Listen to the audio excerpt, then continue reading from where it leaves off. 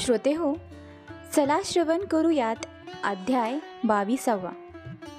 अमरजा नदी व भीमा नदी यांचा संगम जेथे होतो त्या संगमी श्री गुरूंचे वास्तव होते. ते मोठे तीर्थस्थान आहे. श्री गुरु नित्य भिक्षेसाठी गाणगापुरात जात असत. त्या गावात ब्राह्मणांची 100 घरे होती. त्यामध्ये एक गरीब व सुशील विप्र राहत होता. त्याची पत्नी सुद्धा पतिसेवा तत्पर व सुशील होती. तिचे नावच प्रतिव्रता होते. त्या विप्राकडे एक म्हैस होती. ती वांज, म्हातारी व दंतहीन होती. नदीतीरी माती वाहून नेण्याच्या कामासाठी गावातील लोक तिचा उपयोग करीत असत. त्या मोबदल्यात मिळणाऱ्या पैशातून धान्य वगैरे आणून ते दाम्पत्य उदरनिर्वाह करीत असे. तो ब्राह्मण घरोघरी जाऊन भिक्षा घेऊन येत असे. एक दिवस त्या ब्राह्मणाची म्हैस कोणीही माती आणण्यासाठी घेऊन गेले नाही.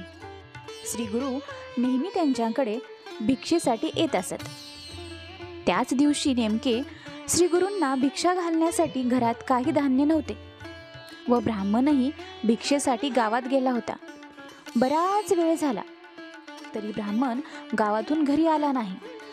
तेव्हा ती प्रतिव्रता श्री गुरूंना वंदन करून म्हणाली, माझे पती गावात याचक वृत्तीने भिक्षेसाठी गेले आहेत. तोपर्यंत आपण थोडी इथे विश्रांती घ्यावी अशी मी आपणास विनंती करते.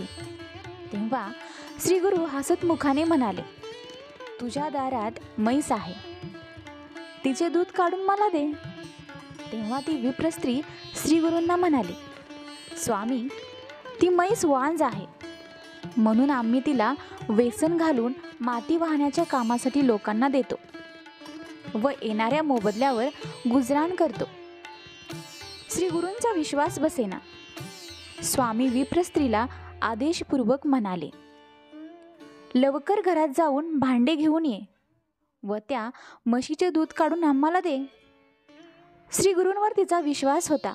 घरातून तिने भांडे आणले व गुरुवचन हीच कामधेनू असे समजून म्हशीची धार काढू लागली. त्याचबरोबर म्हशीच्या आचळातून दुधाच्या धारा निघू लागल्या. 2 भांडी भरून तिने दूध दिले. त्या विप्र स्त्रीला आश्चर्य वाटले व खूप आनंद झाला. दूध घेऊन ती घरात गेली. दूध तापवून निववून श्री गुरूंसाठी ती दूध घेऊन बाहेर आली व त्यांना देऊन नमस्कार करून उभी राहिली. श्री गुरु ते दूध प्यायले व संतोषाने तिला वर दिला, तुझ्या घरात अखंड लक्ष्मी नांदेल. तुमचे दारिद्र्य दूर होऊन मुलांबाळांसह तुम्ही सुखाने संसार कराल. असा आशीर्वाद देऊन श्री गुरु परत संगमावर निघून गेले. थोड्या वेळाने तिचे पती घरी आले व विप्राने आपल्या पत्नीकडून गुरु महिमा ऐकला. तेव्हा तो म्हणाला, हा मोठा चमत्कार घडला आहे. श्री गुरु हे नक्कीच कोणीतरी परमेश्वरी अवतार आहेत याची त्या दोघांना मनोमनी खात्री पटली. तो विप्र पत्नीसह संगमावर श्री गुरूंच्या दर्शनासाठी गेला. त्यांनी भक्तीने विधीपूर्वक श्री गुरूंची पूजा केली व त्यांच्या चरणावर डोके ठेवले. त्या पतिपत्नींचा भक्तिभाव पाहून श्री गुरूंनी त्यांना कृपा आशीर्वाद दिला. अशा प्रकारे ज्यांच्यावर अशा अवतारी पुरुषांची कृपा होते त्यांचे दुःख कायमचे दूर होते व ते सर्व प्रकारचे ऐश्वर्य भोगतात. श्रोते हो, चला श्रवण करूयात अध्याय 23. श्री गुरूंनी वांज म्हैस दुभती केली ही वार्ता सर्व गाणगापूर गावात वाऱ्यासारखी पसरली. सर्व लोकांना आश्चर्य वाटू लागले. त्या गावच्या राजालाही ही बातमी समजली. त्याने विप्राकडे येऊन चौकशी केली. तेव्हा संगमावरचे एक यती मजकडे रोज भिक्षेला येतात वगैरे असं सर्व वृत्तांत राजाला विप्राने सांगितला.